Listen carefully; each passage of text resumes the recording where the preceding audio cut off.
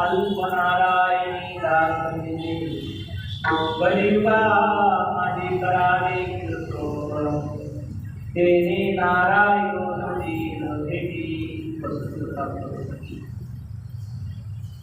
सेवेकरता जुळलेला जगद्गुरु जगद्वंदनीय श्री संत तुकाराम महाराज यांचा चार धरणाचा अत्यंत महत्त्वाचा आणि नामकरण प्रकरणातील अवघड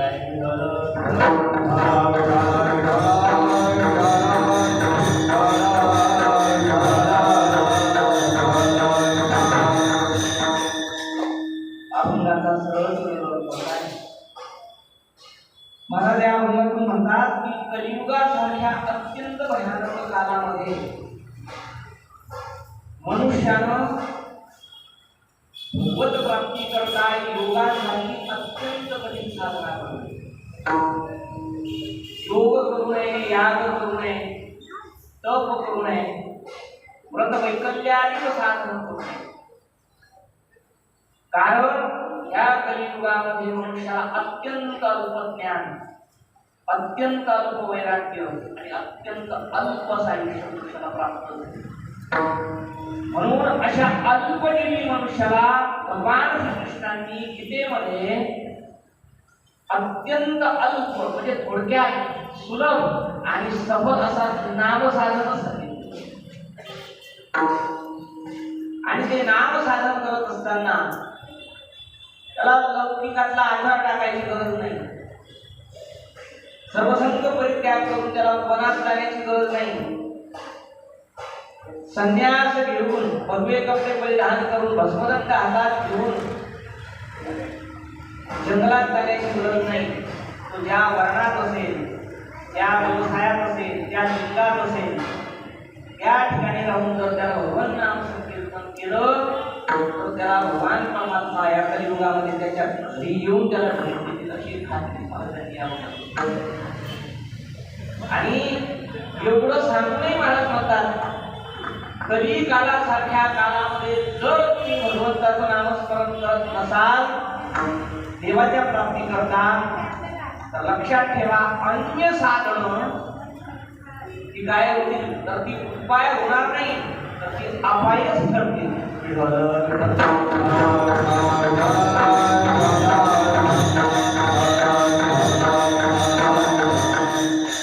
असा म्हणण्याचा सरळ सरळ अर्थ आहे. प्रतिवर्षाप्रमाणे आपल्या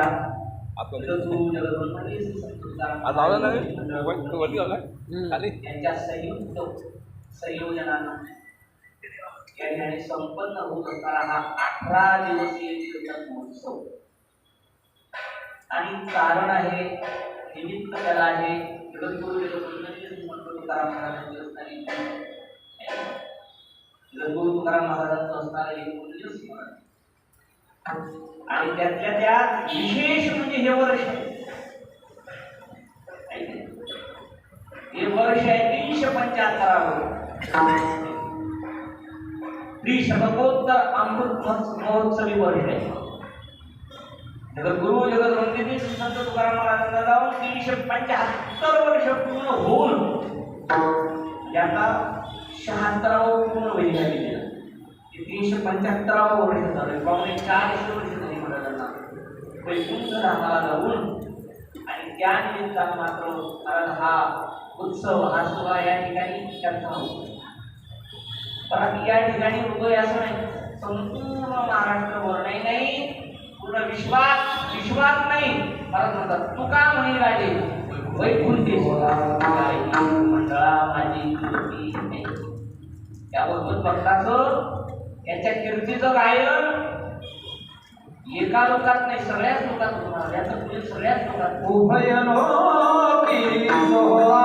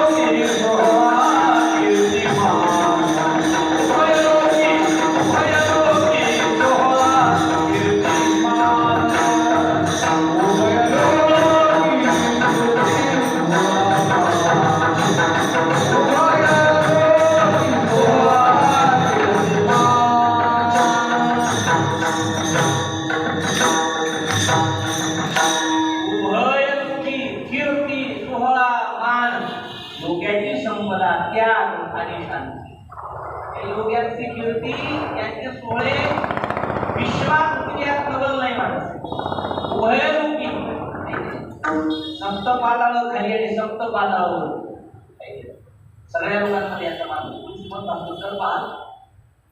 श्रीमद भागवतामध्ये कपिल महामुनी यांनी त्यांच्या आईचा संवाद देऊन मानला. जे भगवत भक्त या ठिकाणी भक्ती करून जातात त्यांची काय अवस्था होते आणि जी लोक या ठिकाणी भगवत भक्ती न करता वाईट कर्म करून जातात त्यांचीही काय अवस्था होते. त्या नरक लोकांचंही वर्णन झालं आणि जे भगवत भक्त या ठिकाणावरून भक्ती करून जातात त्याची काय अवस्था कुठल्या लोकांमध्ये त्यांचा कसा सन्मान होतो त्याचं सविस्तर असं चिंतन झालं. जेव्हा हा दिव्य महापुरुष या इहत्वाची यात्रा संपून जेव्हा निघतो ना तेव्हा जात असताना प्रत्येक लोकांमध्ये याचा सोहळा होतो. जेव्हा हा जात असताना नरक लोकातून जातो त्या ठिकाणी स्वतः यमराज समोर येतात म्हणजे यमराज समोर येऊन त्यांचं स्वागत करतात म्हणजे तिथून जात असताना आणि त्यांना हात जोडून विनंती करतात की काही काळ आम्हाला तुमचा सहवास लावा म्हणून थोडा काळ आमच्या जवळ थांबा. स्वतः त्यांना स्वतःचं आसन देतात त्यांचं पदप्रक्षालन करतात आणि त्यांचं पदप्रक्षालन करून त्यांना सांगतात भाग्यवान आहात तुम्ही. या कष्टित मानवी स्वरूपाला प्राप्त होऊन या ठिकाणी असं अद्वितीय कार्य केलं असं अतुलनीय कार्य केलं. अत्यंत भयानक असणारा हा नरक आत्मपूर्ण पुढे चालला. स्वतः यम त्यांची काय करतो पूजा करतो प्रक्षालन करतो त्यांच्या पद प्रक्षालन आणि सगळं झाल्यानंतर यथोचित सन्मान करून स्वतःचा खाता देऊन त्यांची पालखी रवाना करतो. कार्य जात असताना जेव्हा इंद्र लोकात जेव्हा जातात इंद्र लोकात गेल्यानंतर नंतर अमरावतीत गेल्यानंतर स्वतः इंद्र समोर येतो आणि इंद्र सुद्धा महाराज काय करतो त्यांची स्तुती करतो. भाग्यवान आहात तुम्ही कष्टित मानवी जीवनाला प्राप्त झाला आणि दिव्य कर्म करून गेला. किती मोठं कार्य केला व आम्ही झालो.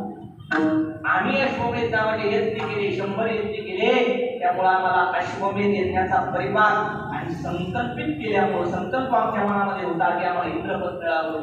या इंद्रपदाच्या कशामध्ये आम्ही अडकून तू भाग्यवान आहात. आमची काय अवस्था आहे ते तर भूत्वा स्वर्ग लोक विशाल क्षिणे पुण्य मर्त्य लोक विशंती एवं त्रैधर्म प्रपन्ना गता गतम कामता मला म्हणते.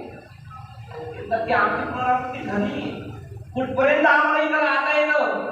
अहो हा मोक्ष आहे. हा कोणता लोक आहे. ही कर्मभूमी नाही, ही भोगभूमी आहे.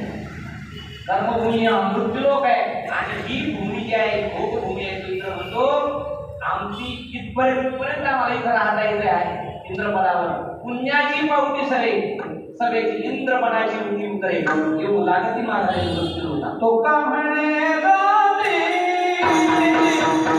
पुण्यक्षय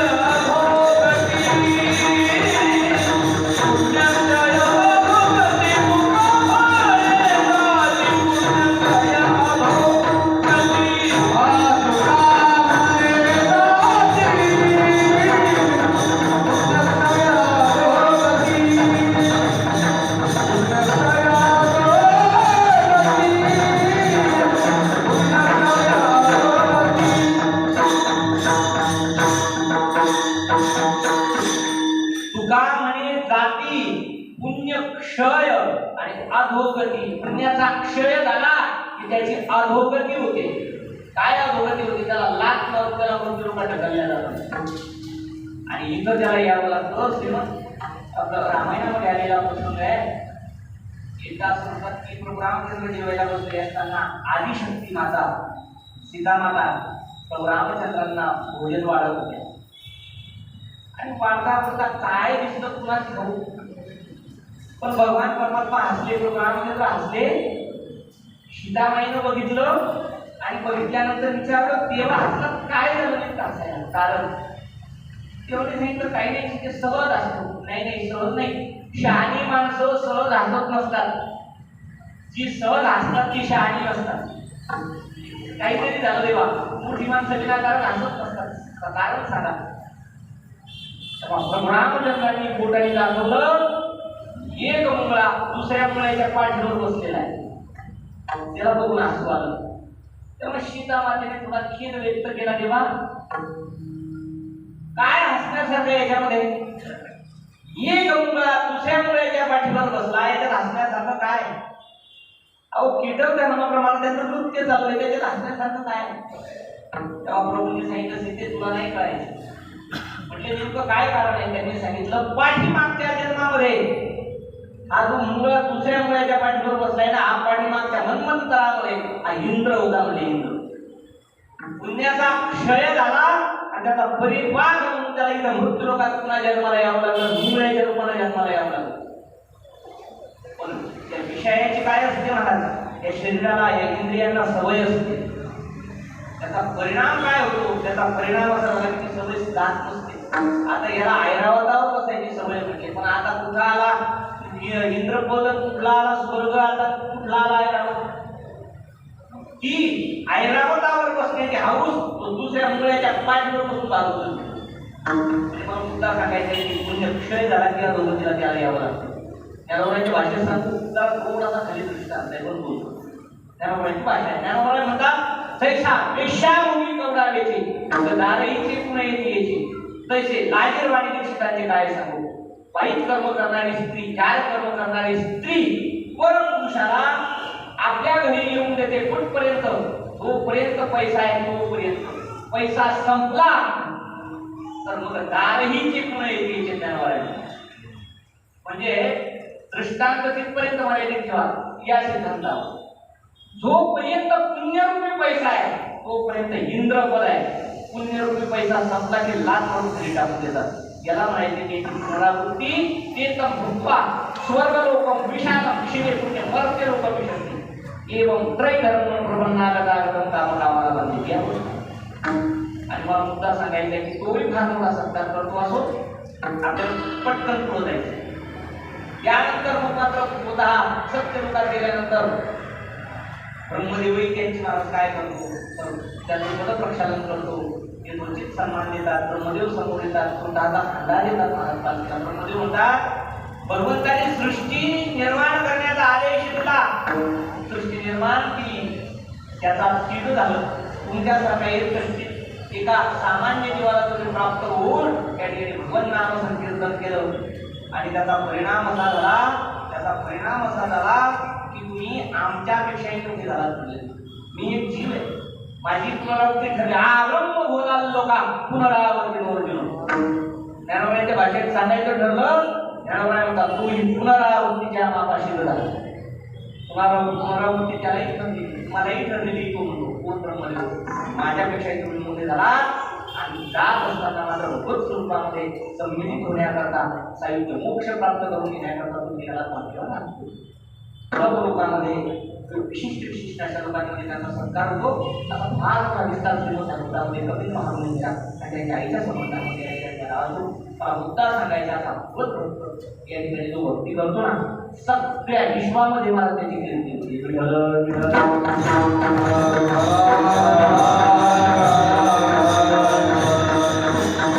जगद्गुरु तुकोबारायांचा जन्म झाला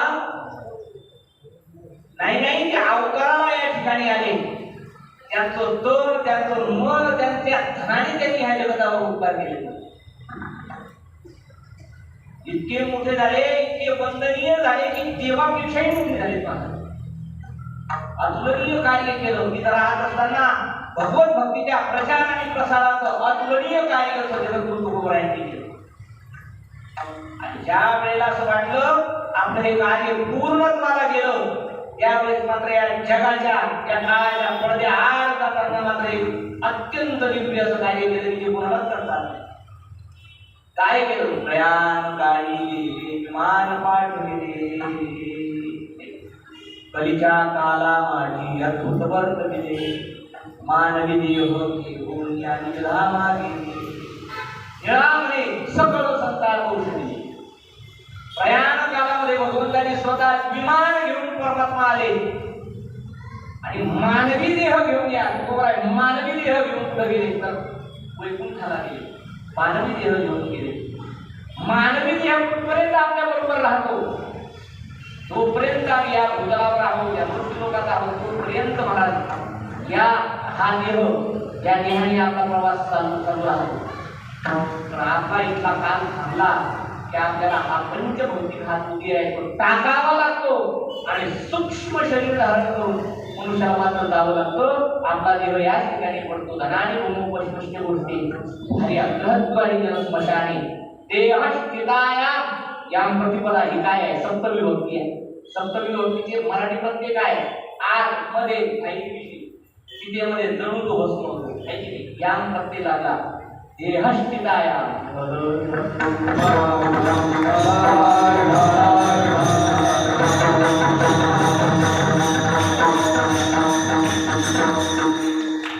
म्हणून सामान्य जीवाचा जर विचार केला तर इथला प्रवास करत असताना या स्थूल देहाबरोबर आहे. संत महात्म्यांचा जर विचार केला, जगद्गुरु तुकोबारायांचा जर विचार केला, पंचभौतिक या नासत्या दुसऱ्या देहाला मला वैकुंठापर्यंत नेण्याचं अतुलनीय कार्य केलं, जे जगात कोणालाच करतात. धर्मराज गेले पण बोटात पायाच्या बोटाचा अंगठा असतो, तो पायाचं जे बोट आहे तो अंगठा लोटून पडला. सदैव वैकुंठ तुकोबारायांनी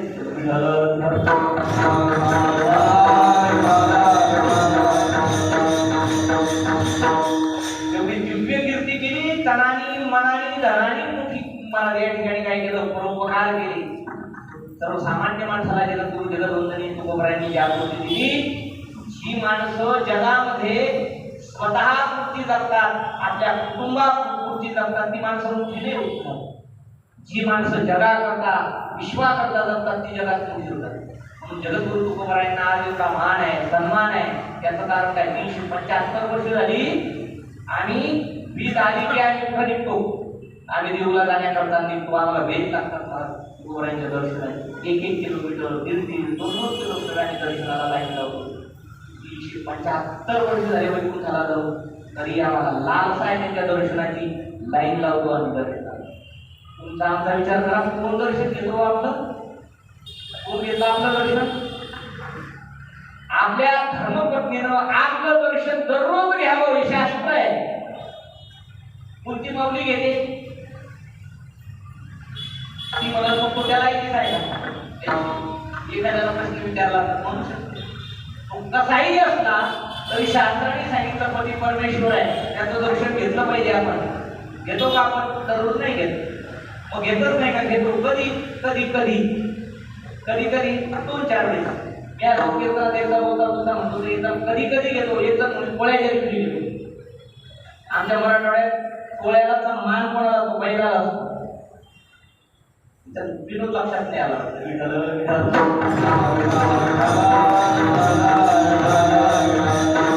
ठीक आहे बाबा, पोळ्याच्या दिवशी घेतो, पण कोणत्या दिवशी म्हणजे कोणत्या भावनेनं ते दर्शन घेतली हे तरी सांगू. मला मुद्दा सांगायचे की 2-3 सणाला घेतो. आमच्याकडे स्त्रिया दर्शन घेतात, मकर संक्रांतीला घेते, आणखी दिवाळीला बोला, आणखी दसऱ्याला,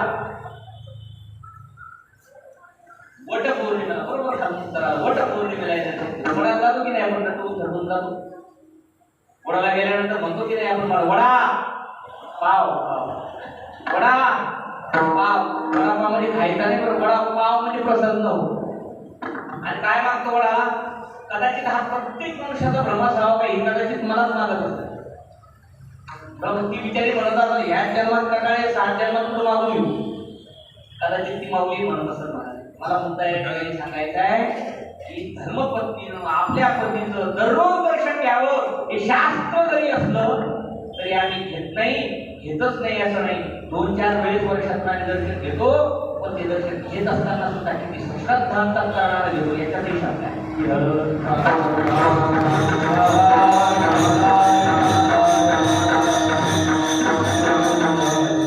पण तुकोबरायांचा जर विचार केला, ज्ञानोबरायांचा जर विचार केला, आमच्या नाथबाबांचा जर विचार केला तर मला समाधी सोहळा ज्ञानोबरायांचा असेल, नाथरायांची जल समाधी सोहळा असेल, तुकोबरायांची वीज असेल की आम्ही देऊगड, आळंदीगड, परिसरकडे प्रस्थान करतो आणि तिथं जाऊन 1 किलोमीटर, 2 किलोमीटर, 3 किलोमीटर मला इतक्या प्रकारे काय करतो, दर्शनाकरता वाया लागतो. का? तर ह्या लोकांनी, हे लोक जी जगली ना स्वतः नाही, ही जगली विश्वा करता, ही जगली समाजा करता. आणि जी माणसं विश्वा करता, समाजा करता जगतात ती माणसं जगात मोठी होतात.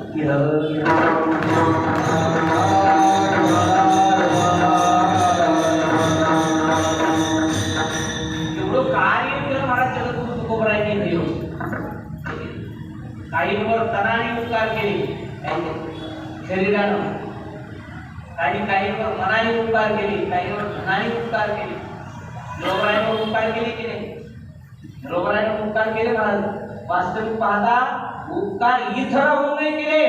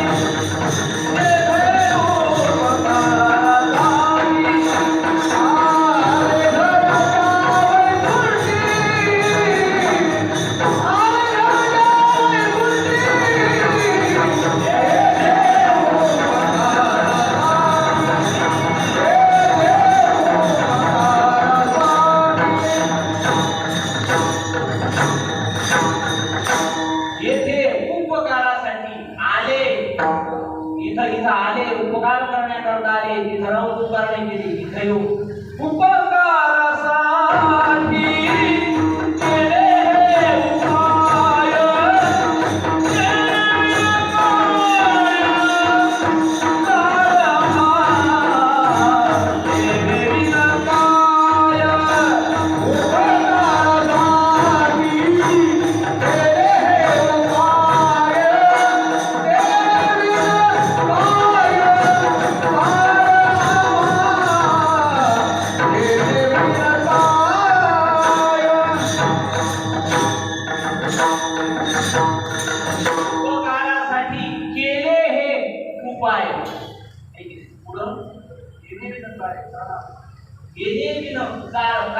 याच्यापेक्षा तुझं कोणतं कारण आहे? आमचं येणं उपकार करताय.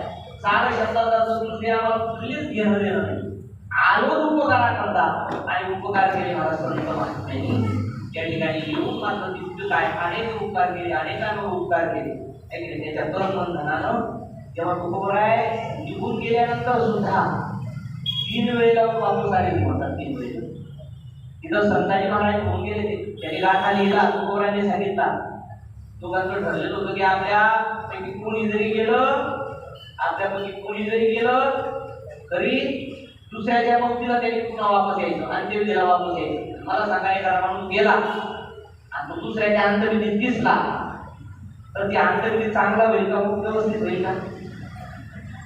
पण तरी सुद्धा संताजी महाराज त्यांच्या अगोदर जेव्हा तुकोबराय गेले आणि गेल्यानंतर मग मात्र काही कालाने जेव्हा संताजी महाराजांनी देह ठेवला. असं म्हणतात सुडुंबर हे गाव आहे देऊच्या आणि आळंदीच्या मध्ये, देऊ आणि आमच्या डोंगराच्या मध्ये. तिळवण देवी समाज यांना पूर्ण याच्यामध्ये यांचे संस्कार केले जातात आणि त्यावेळेस महाराजांना गड्ड खोदण्यात आलं, मध्ये ठेवलं तरी सुद्धा महाराज त्यांचा हात वर यावा, त्यांचं डोकं वर यावं, किती पुन्हा पुन्हा उभरावं काही कळत नव्हतं काय.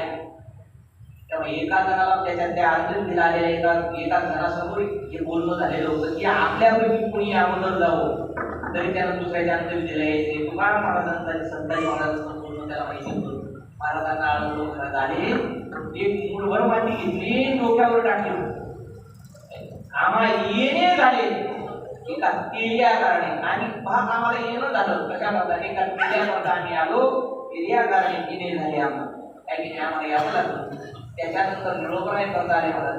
निळोबरायांना बोध द्यायचा होता आणि तो बोध देण्याच्या अगोदर चुकून गेलो आणि मग 42 दिवस केलं. तुकाराम महाराज आले त्यांना काय भाषेत सांगायचं ठरलं किंबहुना श्री निवृत्ती ही विजय असो ही स्थिती ते काय वाहती माझी कृपा करून आमच्या श्रीगुरु महाराजांनी जे आज उपस्थिती आम्हाला प्राप्त करून दिली ती काय वाणीच्या हातात देण्यासाठी आज उपस्थिती दिव्य आत्मस्थिती प्राप्त करून दिली आणि कृत्य केलं मिळवण्यासाठी आहे. नाही तर काय म्हणतात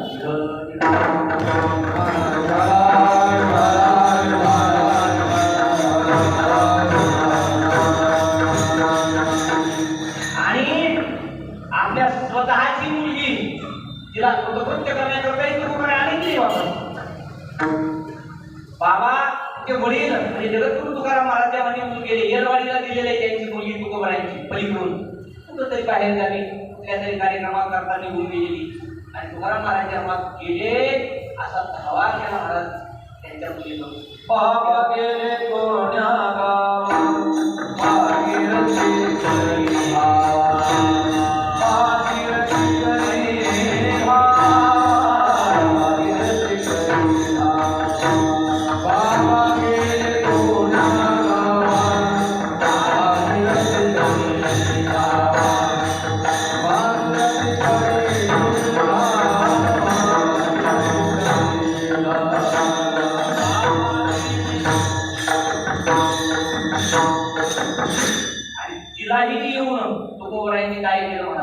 संतुष्ट केलं. असं भाग मानत काय विस्तार करत नाही. मला मुद्दा सांगायचा दोन मन धनाने गेलं दोन तुकोबरायांनी उपकार केले.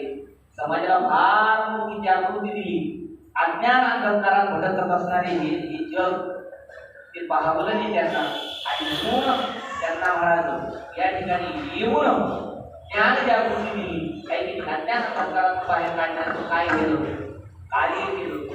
मानवी देह मिळाला कशा करता मिळाला त्याचं साध्य काय आहे याचाही विचार सांगून जगाला काय केलं महाराज तर सन्मार्गावर आणण्याचं कार्य केलं. वास्तविक मानवी देह मिळाला अनेक प्रमाणात कशा करता मिळाला देवी दिला देह भजना हा देह मिळाला कशा करता मिळाला भजना करता मिळाला. भजना करता मिळाला. देह कशा करता या चांगला देह मिळाला. चांगले डोळे हात पाय सगळं आहे. दिले इंद्रिय हात पाय डोळे मुख बोलाया जेणे तुझे नारायण नाचे जीव कोण भवरू याच्याकरता हा देह मिळाला. पण कोणाला पडलं नाही महाराज गेला. सकाळी उठल्यापासून झोपेत जाईपर्यंत तुम्ही आम्ही प्रयत्नशील आहे कशाकरता पैसा कमवण्याच्या करता सकाळी माणूस झोपेतून उठल्यापासून तर आपण झोपेत जाईपर्यंत त्याची धडपड कशा करताय तर पैसा मिळावा म्हणून. पैसा माणसाचं परम साध्य नाही, ते गौण साध्य आहे, मुख्य साध्य नाही. पण मग मिळवूच नाही का, मिळवलं पाहिजे. पैशाशिवाय काही चालत नाही. चाणक्याच्या भाषेत बोलायचं ठरलं तर चाणक्य म्हणतात अल्प क्लेश मरणम डायरेक्ट म्हणून दुःखम. मरणामध्ये अल्प क्लेश आहे, मात्र दारिद्र्यामध्ये महाभयंकर दुःख आहे. मरणाने माणसाला एकदा मरावं लागतं, पण दारिद्र्यानं माणसाला पावलोपावली मरावं लागतं. ज्याच्याजवळ पैसा नाही त्याला त्याला किंमत नाही. पैसा कमवला पाहिजे, त्याच्याकरता काही मर्यादा पण आहे ना. सोडून या धन उत्तम व्यवहारी,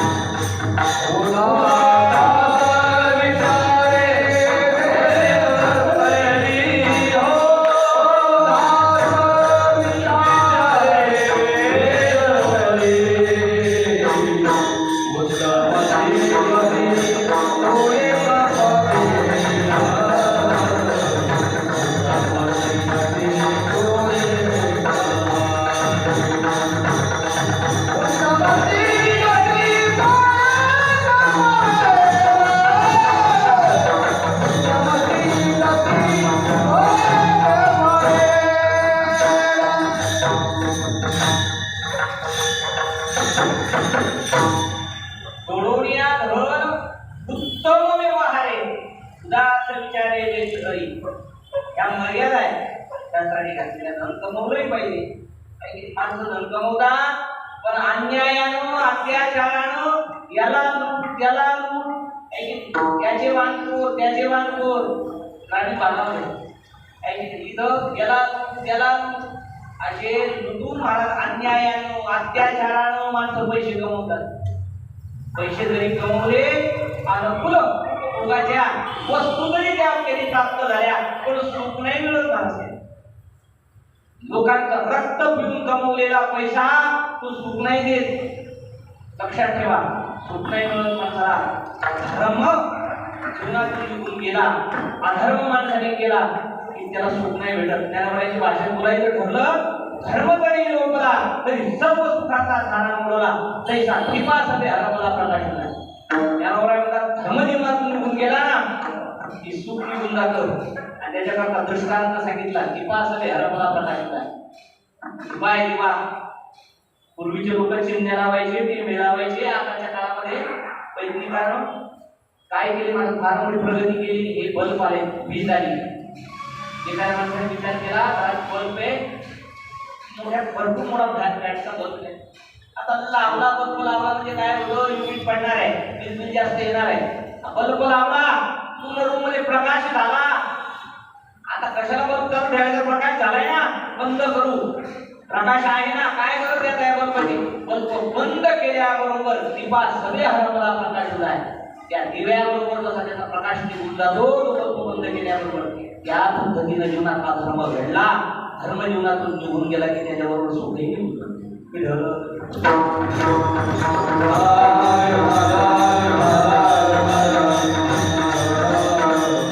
लक्षात ठेवा, जीवनामध्ये पैसा महत्वाचा जरी असला तरी परमसाध्य मात्र पैसा नाही. जगामध्ये सगळं कमवलं तुम्ही, सगळं कमवलं, फार मोठे तुम्ही काय झालात, मंत्री झाला, उपमुख्यमंत्री झाला, राष्ट्रपती झाला, पंतप्रधान झाला, सगळी मोठी पदं उपभोगली, पण देव प्राप्त करून घेता नाही आला तर सगळं करणं व्यर्थ होतं. लक्षात ठेवा, मरण आलं की सगळं व्यर्थ होतं. भाषण जर बोलायचं ठरत उभं राहायच्या नाटात मारत होता, मग तिथे न चले काही, सत्ता संपदा राहिलं ठायच्या नाही, पुढे संचित जाईल काही म्हणे तरी मान्य. मरण आलं की तुमची सत्ता, तुमची संपत्ती काही उपयोगाला येणार नाही. का? कारण मृत्यू जवळ वशिला चालत नाही. जगात सगळ्या ठिकाणी जरी वशिला चालला तरी मरणाजवळ, मृत्यूजवळ वशिला चालत नाही. आणि मृत्यूजवळ जर वशिला चालला असता तर गरीब जगलेच नसते, श्रीमंत मेलेच नसते, आहे की नाही? मृत्यूजवळ जर वशिला चालला असता तर अत्यंत वेदनादायी अशी बातमी झाली नसती की महाराष्ट्राचे लाडके उपमुख्यमंत्री अजितदादा विमान कोसळून गेले. अशी बातमी झाली नसती. काय कशाची कमी आहे? सत्तेची कमी नाही, पैशाची कमी नाही. सगळ्या ठिकाणी जरी वशिला चालत असला पण मरण आणि मृत्यू या दोन गोष्टी अशा आहेत की वशिला चालत नाही माणसाला. मग त्याचे नंतरही काही सत्ता संपदा राहिलं ठायच्या नाही, सगळं ठिकाणावर आता माणसाला जावं लागेल. आणि प्रबळ राष्ट्राचे राष्ट्राध्यक्ष मतांना पाहिली, पंतप्रधान पदावर असणारी माणसं मतांना पाहिली, मुख्यमंत्री पदावर असणारी माणसं मतांना पाहिली. सत्ता उपयोगाला येत नाही, संपत्ती उपयोगाला येत नाही. सगळं तुम्ही काय केलं? उपभोगलं. 1000-500 कोटीचे मालक झालात, 1000-2000 एकर जमिनीचे मालक झाला, पण मरत असताना जर कधी काही आत्मसाक्षात्कार करून जर तुम्ही मेला नाही, काहीतरी आत्मबोध घेऊन जर तुम्ही मेला नाही तर सगळं करणं व्यर्थ होतं. उपनिषदामध्ये आलेला भाषांतर संवाद आहे श्वेतकेतू आणि उतारक ऋषींचा. श्वेतकेतूला झालेला अभिमान आहे की शिकवणाला, शास्त्र शिकवणाला माणसाला अभिमान असतो. कोणाला विद्वत्तेचा अभिमान आहे, कोणाला कलेचा अभिमान आहे, कोणाला रूपाचा अभिमान आहे, कोणाला संपत्तीचा अभिमान आहे, कोणाला सत्तेचा अभिमान आहे. हे मत आहे, हा अभिमान आहे. लक्षात आलं? ज्ञानवान झाला पण ज्या ज्ञानाने मोक्ष मिळवायचा आहे त्या ज्ञानाबरोबर जर अहंकार आला तर मग मात्र माणसाचं पतन होतं. अहंकार गेला पाहिजे. कोणाला जवळ बोलवलं, बाळा अरे मला एका गोष्टीचं उत्तर दे, काय काय शिकला? बाबा सगळं शिकलो, प्रस्थांतरही बृहत प्रस्थांतरही शिकून आलो, सगळं शिकलो, काय शिकलो नाही ते विचारा. मग माझा एक प्रश्न आहे, विचारू? उत्तर देशील? हो बाबा विचारा. तेव्हा विचारलं, जगामध्ये अशी कुठली गोष्ट आहे की ती मिळवण्याच्या नंतर काहीच मिळवायचं शिल्लक राहत नाही? अशी कुठली गोष्ट आहे? विचार करायला लागा. सगळं शिकलो पण येतं. काहीतरी शास्त्र आपण काय करू? निर्णय सांगाय, निर्णय देणारं शास्त्र आहे. निर्णय सिंधू असेल, मी असे शास्त्र पाहू, वेळ मागून घेतला, रात्रभर सगळी ग्रंथ पाहिली, पण उत्तर सापडलं नाही. अभिमान गेला, बापाला शरण गेला, बाबा सगळं शिकलो, एवढं शिकायचं राहून गेलं की जगात अशी कुठली वस्तू आहे ती मिळवल्याच्या नंतर मात्र काही मिळवायचं शिल्लक राहत नाही. तेव्हा उदाहरण की तुला केलेला उपदेश आहे या जगामध्ये तत्व ब्रह्मतत्व असं आहे की देव असं आहे की तू मिळवला की जगात काहीच मिळवायचं शिल्लक राहत नाही.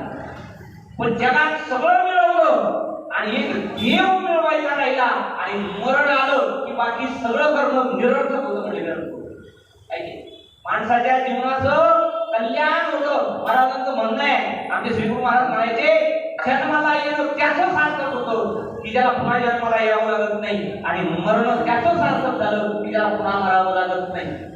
जन्म मरणाची अनित्य परंपरा ज्यांनी संपवली त्याचं इथं येणं त्याचं सार्थक ठरतं महाराज. म्हणून माणसाच्या जीवनाचं कल्याण कशाने होतो? तुका म्हणे जन्मा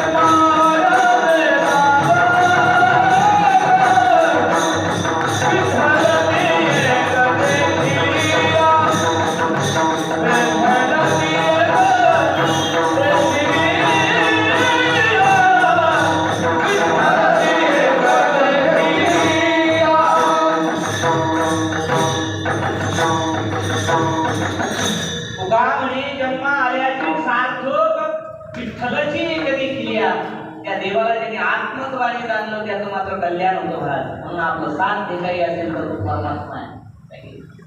माणसाला साध्य येत माहित नाही महाराज.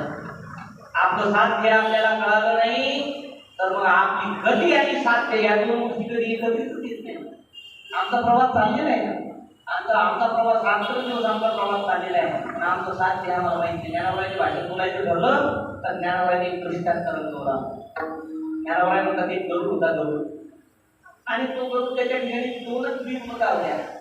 त्याला पंखही नव्हते आणि त्याला डोळेही नव्हते. म्हणले त्याला पंखही नाही डोळे नाही असा तो गरुड होता. काय कुणा सांगू, तो वाक्याचा उदय भगवान परमात्मा प्रसन्न झाले, समोर येऊन उभं राहिले आणि त्या गरुडला सांगितलं, गरुडा आणि बाबा मित्र प्रसन्न झालेले, काय मागायचं ते मागू दे, तुला देईल पण एकच गोष्ट देणार आहे, काही माग. तो विचार करायला लागला, काय मागावं, मला पंखही नाही, मला डोळे नाही, काय मागावं, काय मागावं. विचार करता करता लक्षात आलं, पंख मागून. पंख मागून घेतले आणि पंख आल्याबरोबर एवढा आनंद झाला मला आणि उंच अशी भरावी घेतली या गरुडाने. पण साध्याची माहिती नाही, डोळे नसल्यामुळे उतरावं हे त्यामुळे म्हणतात का आंधळ्या गरुडाचे बाग आणि ते गवणे उपयोग आलं. त्या आंधळ्या गरुडाला मिळालेले पंख ते काय उपयोगाचे, त्याला साध्यच नाही. आपल्याला आता साध्यच नाही. आपण या ठिकाणी आलो कशा करता, विवेकानंदांचं फार सुंदर वाक्य आहे. ते म्हणायचे, जोपर्यंत माणसाला कळत नाही मी कोण आहे, मी कुठून आलो आणि मला कुठं जायचंय, या तीन गोष्टीचा जोपर्यंत माणसाला उलगडा होत नाही, या तीन प्रश्नांचं उत्तर जोपर्यंत मिळत नाही तोपर्यंत त्यांनी भगवत भक्ती करायची.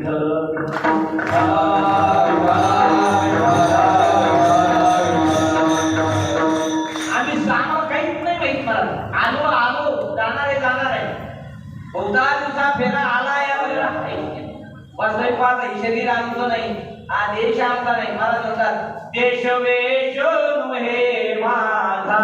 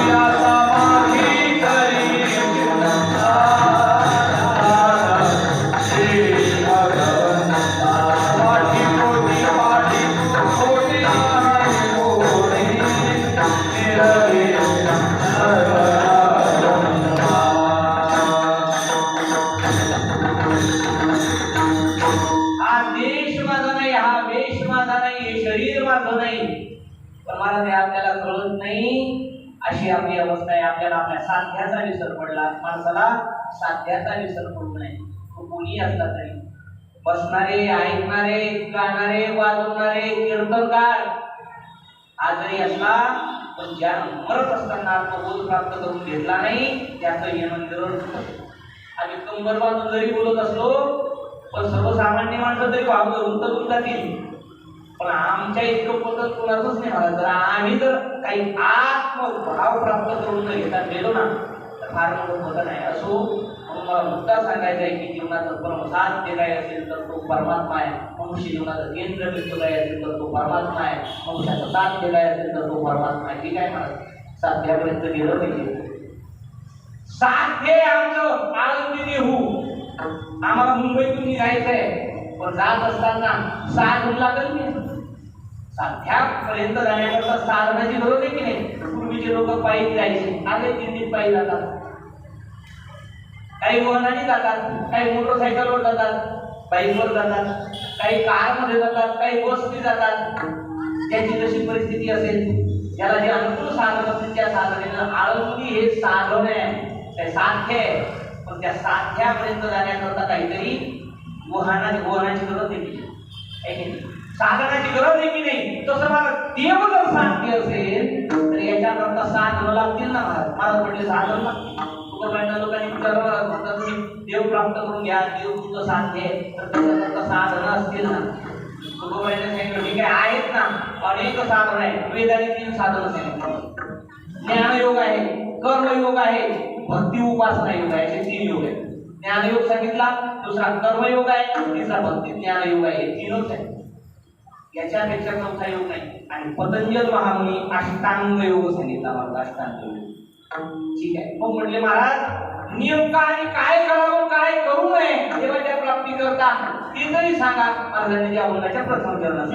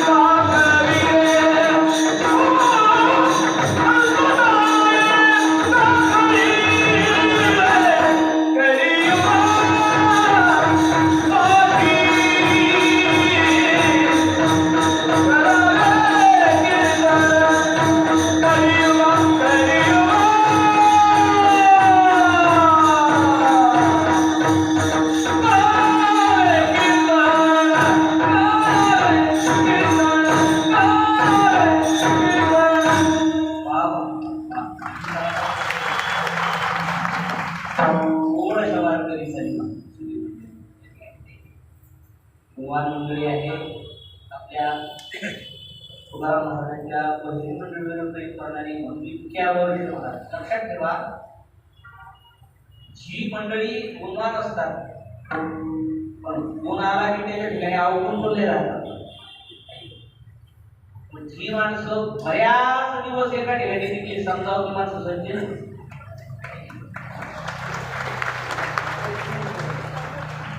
विश्वासू माणसं टिकतात. त्यांनी अविश्वासी माणसं जर असतील तर ते जास्त काळ येणार नाही. सगळी मंडळी या ठिकाणी आपली मनोज महाराज असतील, आपली सगळी मंडळी या ठिकाणी आहे, गायक मंडळी या ठिकाणी आहे. असं तुम्हाला मुद्दा सांगायचा आहे की भगवान परमात्म्याच्या प्राप्तीकरता अनेक साधनं आहे. मग महाराजांना लोकांनी विचारलं की कोणती साधनं आहे आणि कोणती करावी कोणती करू नये त्याची यादी महाराजांनी.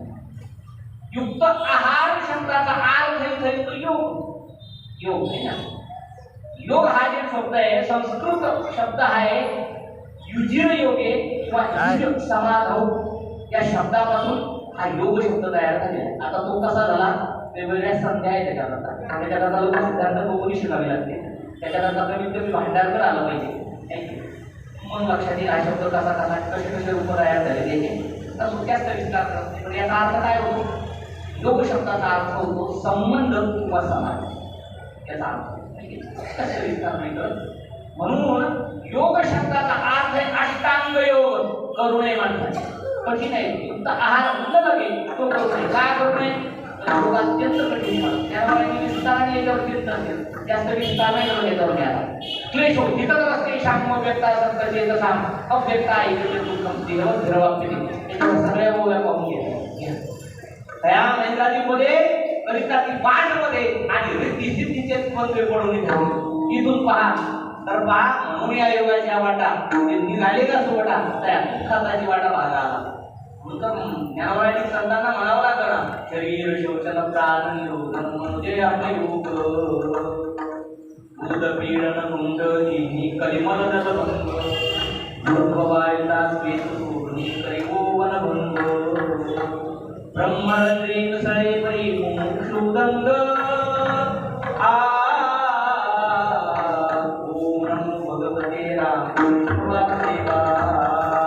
शरीर शोषण प्राण निरोधन या सगळ्या क्रिया अवघडे करणं आहे की नाही. असं केलं तर काय होतं तर त्या योग्याला आनंद मिळतो. ते आपल्यासारख्याला करणं सोपं नाही माणूस अवघड आहे. योग करणं कठीण आहे. म्हणून सांगितलं अष्टांग योगे न शिणी घेतलं.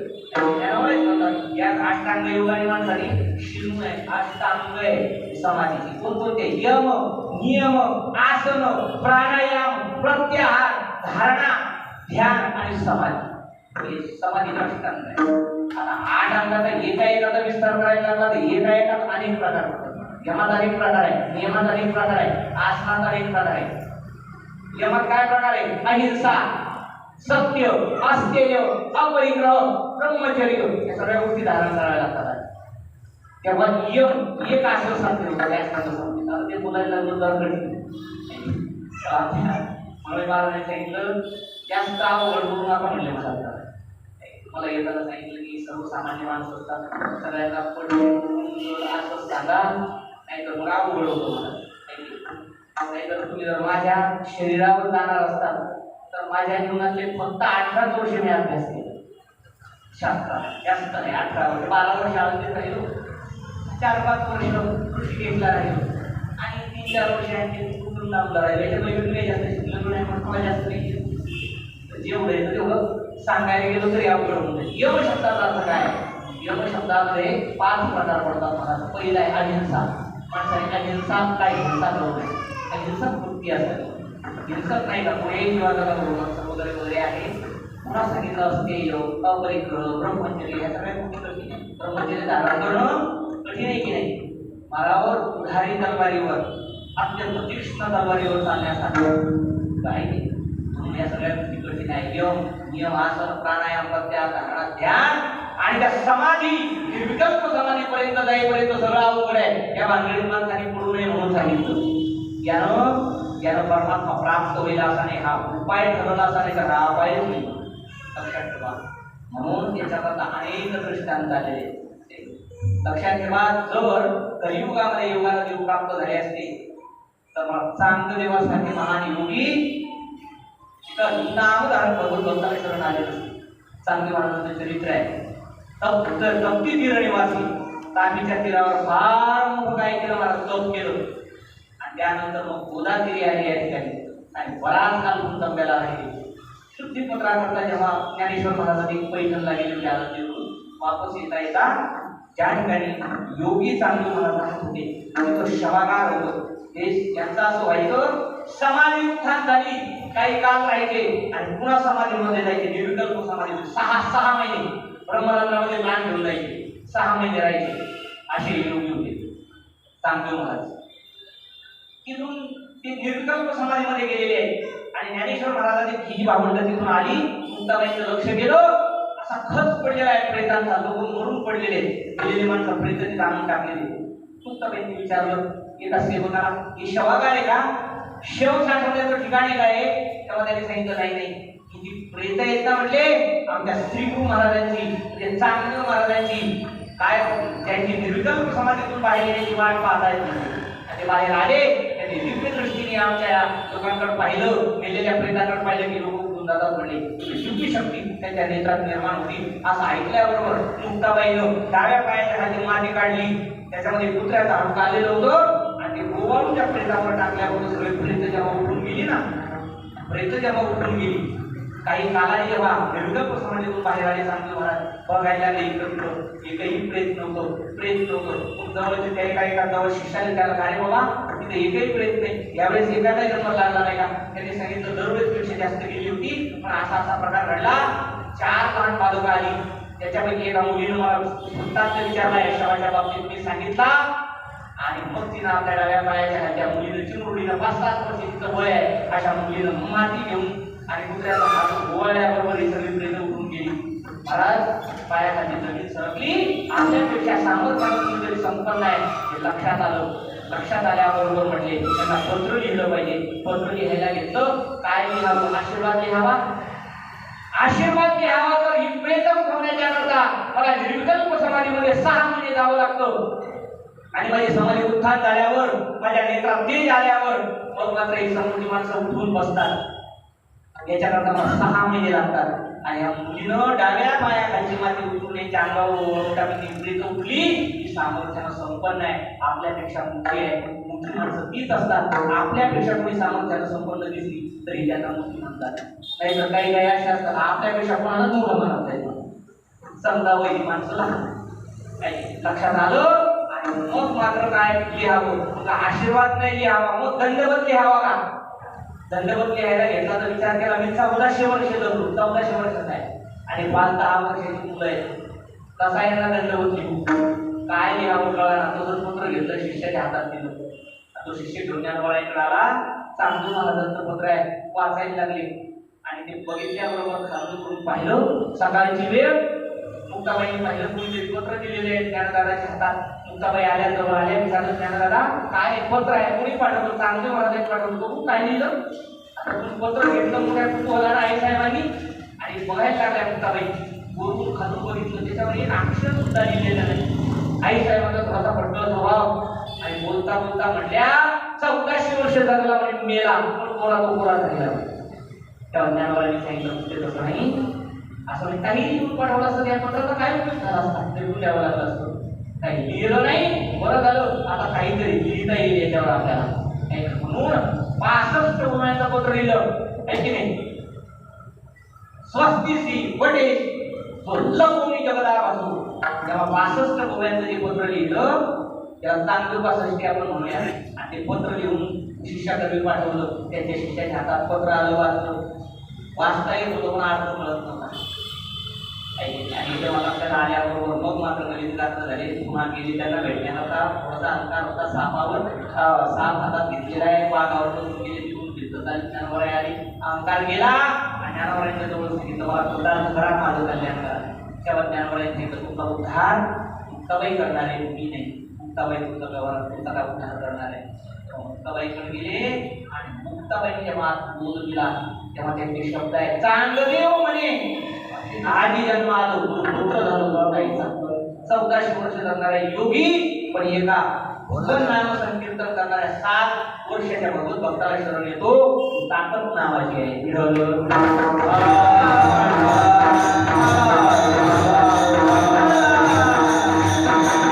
म्हणून तर योगासाठी अत्यंत क्लिष्ट साधना करू नये. योगासाठी साधना कठीण करू नये. जर कोणी करायलाच लागला तर दुःख पडला पुढं महाराज. तर फुलट नावाचा एक राहत होता कुठं काशीमध्ये. त्याचा उतार आला. एक दिवस त्यांना तो पूर्ण परंपरेचा चालत असलेला त्यांचा व्यवसाय होता आणि त्यांनी काय करावं, लोकांनी त्याच्याकडे कपडे आणून टाकावे, लॉन्ड्रीला धुण्याकरता त्याने धुवावे, प्रेस करावी आणि आणि लोकांचे कपडे देऊन टाकावे. उद्योग वाढला, व्यवसाय वाढला, व्यवसाय वाढल्यानंतर महाराज त्याला वाटलं तेवढं घाटावरून यावं लागतं आपल्याला. रोज एखादं गाळावं संपूर्ण गाळवलं तिथं दररोज त्याला वावर टाकायचा, घेऊन जायचा, धंदा वाढला. आपण भाकर खाऊन आपलं पोट भरून एक कुत्र्या या आरतीवर भाकर आपण एखाद्या मुख्या प्राण्याला टाकू शकतो म्हणून एवढं सामर्थ्य आले. कुत्राही बरोबर घेतला, एक कुत्रा पाळला तर रोज त्याचं येणं जाणं व्हायचं. गाढव कुत्रा आणि हा आणि त्यामुळे कपडे धुणाऱ्या काल चालला, बराच काल गेला. 3 दिवसभर यांनी कपडे धुतलेले आणि कपडे धुतलेले आणि गाढ लोकांनी मंत्रात झालेली आहे. आणि त्या काळामध्ये मात्र चोरी करण्याकरता याच्यात दिसायला लागले, घरपुरी करायला लागले. आता पुत्र पाहत म्हणून भुंकत नव्हतं.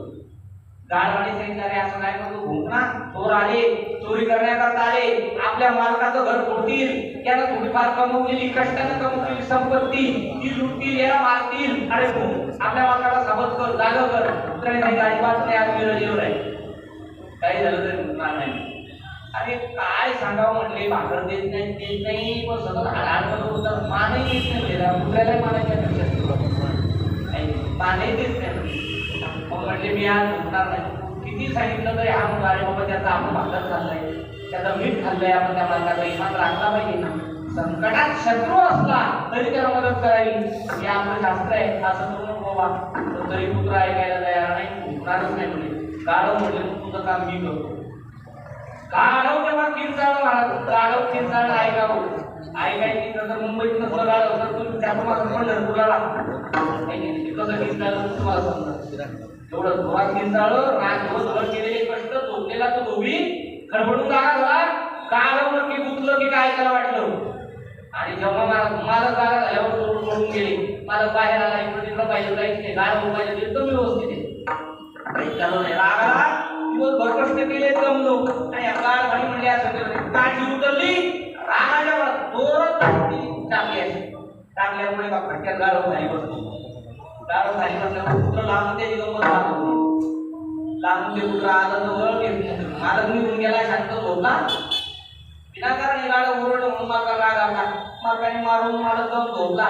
याची माझ्या पुत्र लागून पाहतो, लागून पाहलं ते कसं काय बरीला तब्येत आपण त्याला त्याने सांगितलं बाबा तू म्हणतो ते बरोबर आहे, ज्याची करायला घेऊन तोच घेतो जेवण. त्याचं काम त्यांनीच केलं पाहिजे. तुझं काम आहे भुंकणं, तूच भुंकलं पाहिजे. मी भुंकलो तर त्याच्यामुळे माझी भजिती झाली. त्याची भजिती कसं कलियुगामध्ये ती साधनं सांगितली, ती साधनं केली पाहिजे.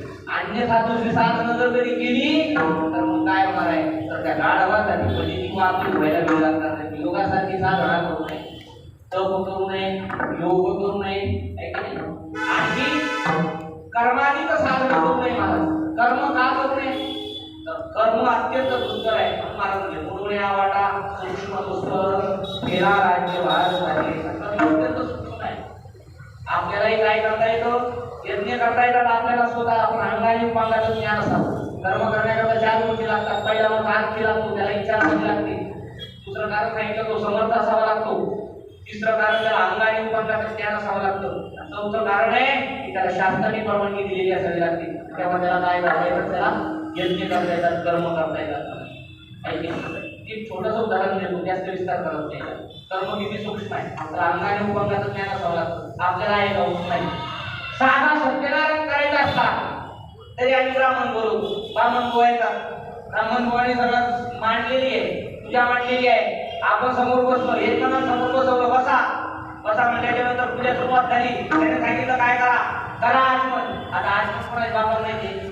ब्राह्मण म्हणजे एक पळीवर पाणी घ्या, बरं का मुलीमान, एक पळीवर पाणी घ्या, पाणी घेतलं पिला, एक पळीवर घ्या, घेतलं खाली थोडा सोडलं, परत ब्राह्मण म्हणतात करा प्राणायाम. आता प्राणायाम कोणा पाहिजे, ब्राह्मण म्हणतो नाच करा, आया तो सोडतो, बांगलाच धरतो.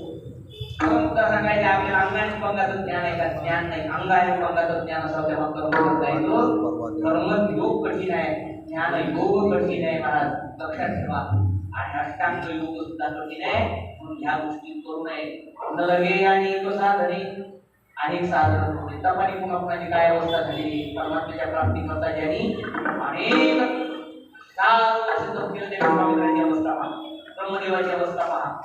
म्हणून मला मुद्दा सांगायचा आहे. करिता तपे काम क्रोध खवळती. महाराज म्हणतात त्या परमात्म्याच्या प्राप्ती करता मी अनेक साधन करून पाहिजे. यज्ञ यागे स्वर्ग भोग आळये करिता तपे काम क्रोध खवळती. नित्या नित्य ज्ञाने अभिमान वाढती. करिता तीर्थाटने अहंकाराची प्राप्ती हो. धन्य हे आनंदाची सापडली वेळ. मी अनेक नाना साधनांच्या केल्या घडबडा तरी ज्ञान पोहोचली याच्या दारावरचा. नानो साधना केली की त्याच्या दरवाजापर्यंत सुद्धा घेऊन गेली. त्याच्या देवाच्या देव तर सोडाच प्राप्त करून गेलं, त्याच्या दरवाजापर्यंत ते साधना केली. म्हणून कलियुगामध्ये जी साधना सांगितली ती साधना करा. युक्ताहार न लगे अनेक साधने म्हणण्यावर योग या. तीर्थ वैकल्याधिक साधन करू नये, जप करू नये, तप करू नये, यज्ञ करू नये, याग करू नये, या सगळं करू नये असं सांगितलं. अनेक साधने ऐकली. मग भगवंतानं अल्पनारायणी दाखवली. म्हणजे अगदी थोडक्यात सुलभ असं आपला भगवद्गीतेमध्ये जे भगवान नारायणानं काय सांगितलेलं आहे, काय करा नेमकं काय करावं तर दुसरं चरण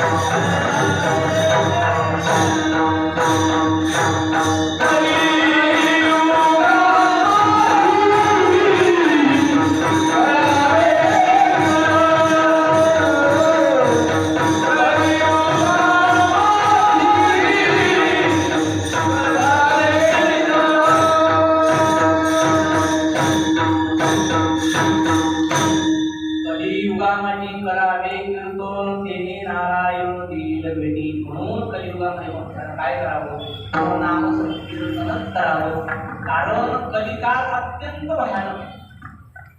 या कलियुगामध्ये माणसाची माणसाच्या बुद्ध्या शुद्ध राहिल्या नाही. म्हणून कलियुग मात्र मोठं काय आहे, अवघड आहे. किती वेळ झाला तरी आपण पाहतो की तसंच नाही. फक्त पाहतो विस्ताराने माझं लक्षही घडायचं वाचताना तो आपल्या किती जर राहिली अजून एक तास बोलू शकतो, भांडवल नाही संपलं. कलियुग अत्यंत वाईट आहे. म्हणून जास्त विस्तारात न जाता पटकन घ्यायचं. कली केवळ मूल मलिना दुसऱ्या स्वारात म्हणतात. अत्यंत काय वाईट आहे हा कलियुग. माणसाच्या बुद्ध्या चांगल्या राहिल्या नाही या कलियुगामध्ये. त्याप्रमाणे डोंगरी महाराजांना लोक म्हणायचे महाराज त्या कलियुग चिन्ह काय होता ना. तसं बीजेपीचं कमळ हे चिन्ह आहे, शिवसेनेचं काय म्हणतात कोणत्या दोन शिवसेनेचे दोन चिन्ह, दोन राष्ट्रपतीचे दोन चिन्ह. तसं तुमच्या कलीचं चिन्ह काय त्याची ओळख आहे. तर त्याचं उत्तर दिलं टीव्हीचा डिश. तर मला डोंगरी महाराज म्हणायचे ज्याच्या घरावर टीव्हीचा डिश आलाय त्याच्या घरावर कलीचं साम्राज्य आलं. असं कुठलं आहे की त्याच्या घरावर टीव्हीचा डिश नाही, त्याच्या घरात खायला नाही त्याच्याही घरावर टीव्हीचा डिश. पूर्वीचे लोक बिघडण्याकरता बाहेर जायचे तमाशे वगैरे पाहायला. आता घरातून बिघडायला लागले. सासू सुनाचे भांडणं व्हायला लागले. त्याच्या सिरियल मध्ये जे काही प्लॅनिंग असतात भांडणाचे त्याच्यातून शिकले महाराज. काही मुली सुना त्याच्यापासून झगडे सुरू झाले. मला मुद्दा सांगायचा आहे की टीव्हीचा डिश त्या घरावर बसला, त्याच्यावर कलियुग साम्राज्य आलं. लक्षात ठेवा. आणि मी तर म्हणतो मोबाईलचा विचार केला तर बुद्धिमंत कलेचा अवतारच आहे मोबाईल. काय नाही मोबाईल मध्ये आज चांगल्या गोष्टी आहे, वाईट गोष्टी आहे, पण लक्षात ठेवा माणसाची प्रवृत्ती, माणसाची वृत्ती चांगल्या गोष्टीकडे कधी जातच नाही म्हणा, ती वाईटच गोष्टी करतात. भागवत आहे, कथा आहे, कीर्तन आहे, नाही ऐका वाटत भागवत, नाही ऐका वाटत कीर्तन, माणसाला गाणे ऐका वाटतात, अश्लील गाणे ऐकावे वाटतात, नको ते पाप वाटतं माणसाला. बुद्धिमंत कलेचा अवतार म्हणजे मोबाईल आहे. मला सुद्धा सांगायचा कली महाभयानक आहे. त्या श्रीकृष्णांनी आपल्या धर्मराजाने भीमदादाला सांगितलं होतं, कली लागल्याची चिन्ह मला दिसायला लागले. म्हणजे काय चिन्ह आहे ते म्हणले की मी प्रिन्सिपल बाजारात खेळत होतो, एका लोहाराकडे मला एक यंत्र दिसलं. त्याने विचारलं हे काय, तेव्हा त्यांनी सांगितलं त्याला लॉक म्हणतात. तिथं चोरी हा शब्द ऐकायला येत नव्हता, तिथं चोऱ्या व्हायला लागले म्हणून लोक लॉक लावायला लागले दरवाजाला. फार विस्तारानं चिंतन आलेलं आहे याचं कलियुगाचं. विस्तार करत नाही, एकच भाषेत सांगून थांबतो. कली शासनाने फार सुंदर एक भाषेत करतो. तो म्हणतोय निर्बीजा पृथ्वी निरोष जसानीच्या महत्वंगता गोपाला निधर्म कर्म रेखा विप्रा कुमार कथा भार्या भर्तृ विरोधिनी पररता पुत्रा पितुर्दूषका हा कष्टम खलवर्तते कलियुगे धन्यामृताय नरा. शहाण्या माणसाने लवकर मरावं, कलियुगातला जीवन जगू नये म्हणजे मग काय आत्महत्या कराव्या, तरी मृत्यू यावा माणसाला. कारण कलियुग पावलं पावली पाप करून घेतो माणसाला. भयानक आहे हा कली. इतकं पाप वाढण, पुढे इतकं पाप वाढण, त्याचा परिणाम असा होणार की पाऊस पडणार नाही. निर्बीजा पृथ्वी निरोष दिवसा, पृथ्वी निर्बीज होईल, पृथ्वी अन्नधान्य देणार नाही. तिच्या महत्वंगता चांगली माणसं, शहाणी माणसं, सुंदर माणसं कार्य आणि क्रमातून बाहेर निघून जातील, राजकारणातून बाहेर पडतील. अत्यंत नालायक आसुरी संपत्तीचे लोक राजकारणात येतील. ते काय करतील, राजराजीवर बसतील, भोपाला निधर्म करणार नाही का, की आम्ही कर्म धर्म सोडतील, धर्माला मानणार नाही, शास्त्राला मानणार नाही, संतांना मानणार नाही, रात्र दिवस प्रजेचं शोषण करतील, भोपाला निधर्म करणार नाही का. विप्रा तुम्हाला गदा जे धर्म मार्तंड आहे, ज्ञान सांगून जगाला सन्मार्गाला देणारे ब्राह्मण पतित होतील, खाऊ नये ते मांस भक्षण करतील, पिऊ नये ते मदिरा पितील. विप्रा कुमार गेला हा कुमार झाला जातील. प्रसहित भार्या भर्तृ विरोधिनी त्या कलीच्या प्रभावानं माता मावल्या व्रत होतील. याचं वर्णन फार सुंदर वेगवेगळे बाबा मला देशाच्यामध्ये नागरायांनी वर्णन केलेलं आहे. पुत्र तो होईल विद्याचा वैरी, व्रताला सांगून दारोदारी गतीला नाही, त्याचं वर्णन केलं. ज्या भारत देशामध्ये आम्ही राहतो इथं काही माता मावल्यांचा असा प्रताप आहे, त्यांच्या पाठीवर त्यांनी आपल्या पतीचे देवानं दिलेले प्राण त्याच्या हातून खेचून आणण्याची ताकद त्यांच्या पाठीवरच्यामध्ये होती. अशा काही सावित्री सारख्या काही माता मावल्या झाल्या. आपल्या पतीचे प्राण सूर्य मावळल्याच्या नंतर आपल्या पतीचे प्राण जाणार आहे हे कळाल्याबरोबर चालता सूर्य तिच्या पाठीवर त्याला तिनं थांबवल्याचे काही इतिहास तिथं आहे. अशा काही माता मावळ्या झाल्या. त्याच भूमीमध्ये आम्ही जन्माला आलो. पण कलीच्या प्रभावानं मात्र काय होणार आहे, स्त्रिया परत होतील असं वर्णन केलं. भार्या भर्तृ विरोधिनी पररता पुत्रा पितुर्दूषका. आणि काय होईल, मुलं काय होतील तर आपल्या पित्याचे वैरी होतील असं वर्णन केलं. लक्षात ठेवा, त्या देशामध्ये आम्ही जन्माला आलो. आमचे आदर्श प्रभू रामचंद्र आहे, यांच्या जीवनाचा इतिहास आहे. उद्या राज्याभिषेक होणार, काहीतरी आजवर मागून घेते म्हणजे ज्येष्ठाची धाडा तुम्ही निरंतरा नाही समाजाला त्याचा आम्हाला त्याला जंगलात पाठवा, माझ्या वडिलांना मला राज्य द्यायचं आहे, मला असा वर द्या, राजाला द्यावा लागतो. पण अत्यंत विफल होतो राजा दशरथ. आणि राजा दशरथाने प्रभू रामचंद्रांना म्हणून सांगितलं, रामा आणि युवराज आहे या राज्याच्या विरुद्ध बंड कर आणि बंड कर. आणि काय होईल त्यानं, जर बंड केलं ना तू तर मला अटक कर, मला तुरुंगात टाक, तुझ्या आईला कैकेयीलाही तुरुंगात टाक आणि स्वतः राज्याभिषेक करून दे. पण तेव्हा प्रभू रामचंद्रांनी सांगितलं, जगात काय आदर्श निर्माण करू, जगात काय आदर्श, जगाला काय आदर्श देऊ, असं नाही. माझ्या आईची इच्छा आहे मला जावं, मी जाणार. बलुतर नेसून बिना चप्पल पायात न घालता प्रभू रामचंद्र निघून गेले. जेव्हा राज्यात त्यांच्या कारभारासाठी यायची सभेमध्ये त्यांच्या अंगावर फुलं टाकल्या जायची तर पायाखाली आली तर पायाला ते फुलं उलटायचे एवढं नाजूक शरीर आहे. सकाळी सकाळी गोद होऊन करताना गाईचं दूध काढताना जो भेद निर्माण होतो तो जितका मऊ आहे तितके मऊ यांची काळीची आहे. सर्व परित्याग करून सगळं सोडून राज्यभार सोडून मला वनात जाणारे प्रभू रामचंद्र आहे. आणि त्याच देशात जन्माला आलो, त्याच कुळात जन्माला आलो, त्याच रक्तात जन्माला आलो. तरी सुद्धा सर्व आपल्या आई करता सर्व संत परित्याग करून जाणारे स्वतः प्रभू रामचंद्र कुठे आहे. आणि बापाचा पैसा त्याची संपत्ती मला आय्याशी करण्याकरता लवकर मिळावी म्हणून बापाचा काढण्यात झाले. तुमच्या आमच्यासाठी आहे क्राईम सिरियल क्राईम पेट्रोल सारखे घटना पहा. त्याच्यामध्ये कितीतरी मुलांनी आपल्या बापाची हत्या केलेली पाहायला सापडतो. भयानक युग आहे. आर्या भद्र विरोधिनी पररता पुत्रा विदुर्दूषका हा कष्टम खल वर्तते कलियुगे धन्या मृता येणारा. त्याच्यात माणसाला लवकर मरण आलं तर चांगलंय असा हा कलियुग आहे. याच्यामध्ये बाकी साधनं शक्य नाही. महाराज म्हणतात कलियुगामध्ये तुम्ही एकच करा. श्रीमद भागवतामध्ये अर्घ्यत फलम नास्ति तपसा तर योगेन समाधिना तत्पुरुष लभते सम्यक तलौकेशो कीर्तनात. भगवत नाम संकीर्तन करा. अर्घ्यत फलम नास्ति तपसा तपानं योगानं हे फल प्राप्त होणार नाही. ते कलियुगामध्ये नामानं प्राप्त होणार आहे. म्हणून आमच्या संत महात्म्यांनी 700 वर्ष झाली महाराज नाम संकीर्तन करा. आमच्या देशुराला वृंदावनला गेलो. प्रेमानंद महाराजांनी सांगितलं अरे ना तुम्ही रागाला जपा रागाला नाम घ्या. आणि मग एवढं सांगतात नाही नामस्मरण करा नामस्मरण करा नामस्मरण केलं पाहिजे. अरे म्हणलं प्रेमानंद महाराज काल सांगायला लागले आमचे ज्ञानोबा 700 वर्षापासून सांगताय. आमचे जगद्गुरु तुकोबराय 400 वर्षापासून सांगताय. आणि आम्हाला ते म्हणतात ना कान सोनाराने स्वतः लागतात. घरच्या औषधाने कोणी येत नसतो माणसाला. असं नाम संकीर्तन मनुष्यानं करावं. तरी काय होईल तर कलियुगामध्ये करावे ते नारायण भेट देतील. अनेकांना भेटी दिल्या तर धडाच्या जन्मात आलेले जटायू महाराज त्यांना येऊन भगवंताची भेट दिली. नाम संकीर्तनाचा प्रभाव जे भाग्य दशरथाला प्राप्त झालं नाही. जी माडी दशरथाला बापाला मिळाली नाही ती माडी जटायू महाराजांना मिळाली.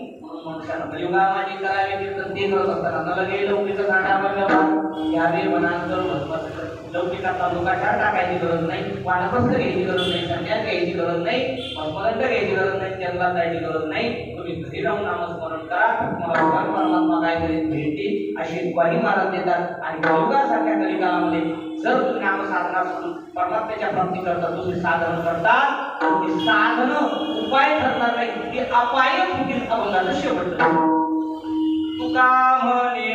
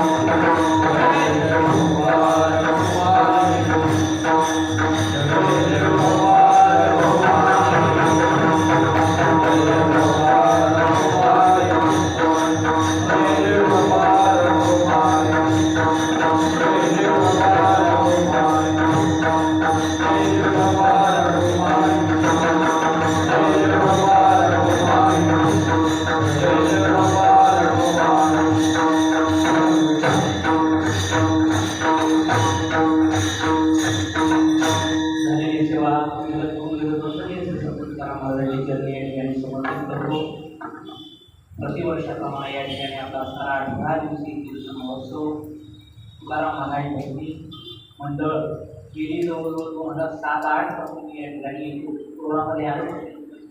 असेच एका कीर्तनकार माणसाचा एक महाराज ते काही आलेले मला संधी मिळाली.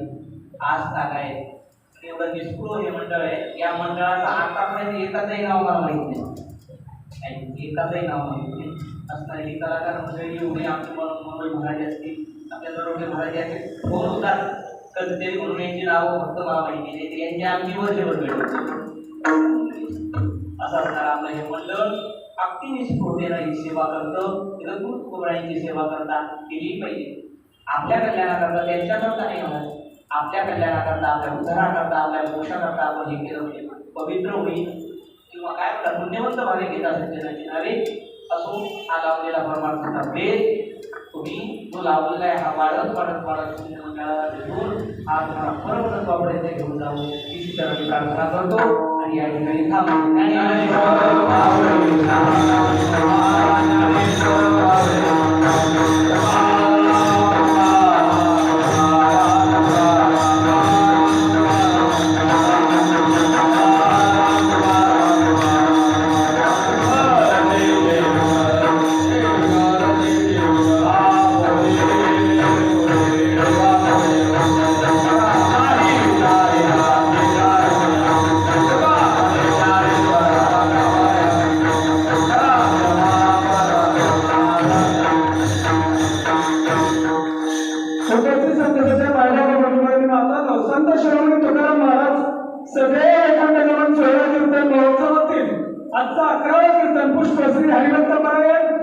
मुकुंद महाराज विधाते आळंदी यांनी आपल्या मधुर आणि रसावरण्य ग्रंथात आपल्याला ते ज्ञान दिलं. त्यांच्या या कीर्तन सेवेबद्दल संत शिरोमणी तुकाराम महाराज मंडळ त्यांचा शब्दाशी अनुनय भाविकांना उद्याचं कीर्तन श्री हरिभक्तपरायण आसाराम महाराज बडे आळंदी यांचा होईल आजचा जागर ज्ञानदेव सेवा हनुमान भजन मंडळ खामदेवनगर यांचा होईल उद्याचा जागर हिंदगिरी रसाळ सांप्रदायिक भजन मंडळ दत्त मंदिर मोहिते पाटील नगर यांचा होईल. भाविकांना शेवटचे 4 दिवस आपल्या भिजक सभाचे शिल्लक राहील.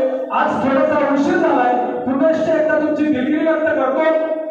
रविवार दिनांक 1/3/2023 रोजी सकाळी 10:15 ते 11:15 वाजेपर्यंत हरिभक्तपरायण श्री जगन्नाथ महाराज नवटे आंबेजोगाई यांचे प्रवचन होईल, याची सर्वांनी नोंद घ्यावी. संत शिरोमणी तुकाराम महाराज विजयोत्सव निमित्ताने आयोजित अखंड हरिनाम सप्ताहातील आजचे देणगीदार याप्रमाणे कैलासवासी पार्वताबाई बाळकृष्ण पुढेकर, आई वडिलांच्या स्मरणार्थ जाऊ शारदा सुभाष मोरे, कातिवडे, महाड जिल्हा रायगड 311 रुपये. कैलासवासी मंगापूर रामपाल यादव 511 रुपये. कैलासवासी संभाजी बाबूराव कुराडे व भीमाबाई संभाजी कुराडे स्मरणार्थ मुलगी आशा वाघ 521 रुपये. श्री अंकुश कृष्ण दुधाळ मंगळवेढा 500 रुपये. कैलासवासी ईश्वर कृष्ण शिंदे यांच्या स्मरणार्थ सुभाष ईश्वर शिंदे सांगोला कामोडे 521 रुपये. स्वर्गीय काशीनाथ शंकर मोरे यांच्या स्मरणार्थ श्री रमाकांत काशीनाथ मोरे 501 रुपये. सचिन अशोक रसाळ फौजी 1501 रुपये. दीपक गोरे 301 रुपये. चंद्रकांत सोनबाग टुकडे 301 रुपये. कृष्णा कुमारन 1000 रुपये. कैलासवासी गंगाबाई मोरेश्वर केनी यांच्या स्मरणार्थ सुनील मोरेश्वर केनी 511 रुपये. सागर ड्रायफ्रूट प्रोप्रायटर शांताराम शेठ दामोदर शिंदे 1111 रुपये. लक्ष्मण तुळशीराम टाके 100 किलो साखर. आई वडिलांच्या स्मरणार्थ जगदीश शंकर पवार 1001 रुपये. कैलासवासी पांडुरंग शंकर जोशी यांच्या स्मरणार्थ संदीप पांडुरंग जोशी 1001 रुपये. रामचंद्र नामदेव वाघ राजनी 1001 रुपये. पियुष ठकाती जाधव 501 रुपये. अमोल हनुमंत खामकर 501 रुपये. कैलासवासी तात्याबा बिरा कारंडे यांच्या स्मरणार्थ तुळशीराम तात्याबा कारंडे तालुका मान जिल्हा सातारा 525 रुपये. महेश भगवान मते 502 रुपये. विनोद गणपती साठे मानपूरगाव 901 रुपये.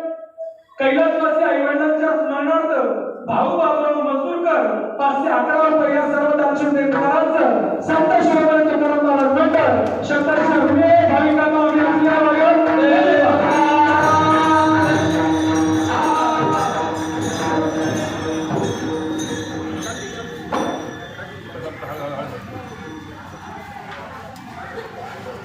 क्या बड़ा संपला था